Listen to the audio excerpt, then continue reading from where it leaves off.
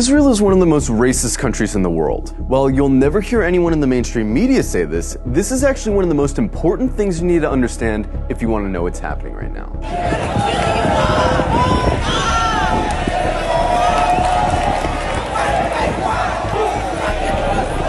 From its inception, the whole idea of Israel as a country was based on racism.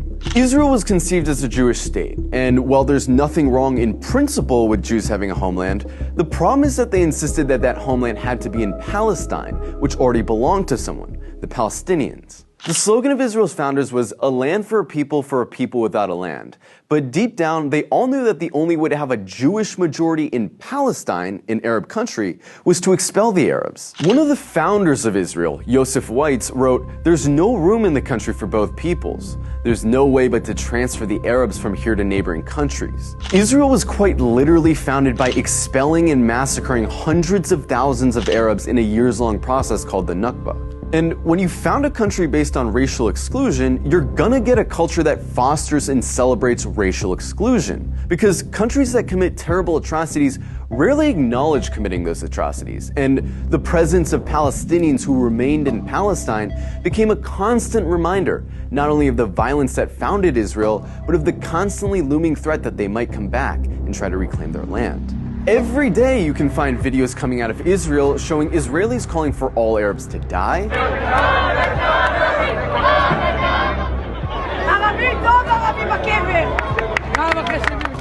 insulting the Prophet Muhammad,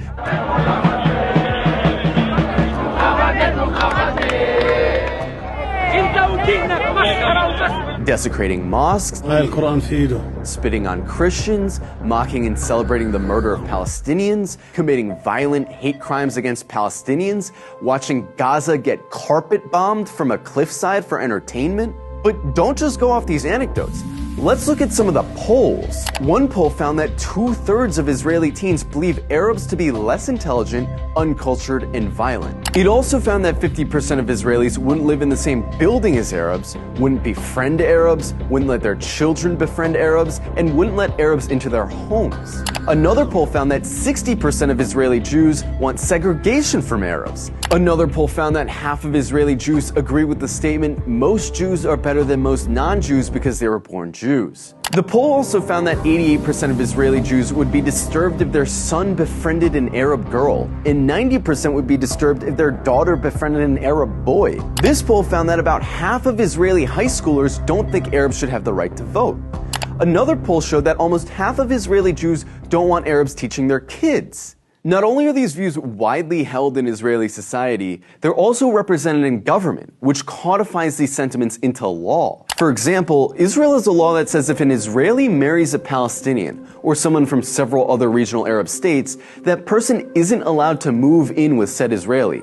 This law was passed in 2003, but it's been renewed every single year since. Israel also doesn't allow interreligious marriage to be performed in the country, which is meant to deter Jews from marrying non-Jews. In 2018, Israel passed the nation-state law, a law which has constitutional status, which says the right to exercise national self-determination, i.e. have rights, is the exclusive right of Jews, no one else. There's also the Nakba law, which makes it illegal to acknowledge the Nakba, the expulsions of Palestinians that were needed to found Israel. This would be like passing a law to make it illegal to talk about indigenous genocide or slavery in America. There's also the Admissions Committee law, which basically allows towns to operate panels that deny applications for entry based on socio-cultural compatibility, which essentially just legalizes racist housing discrimination.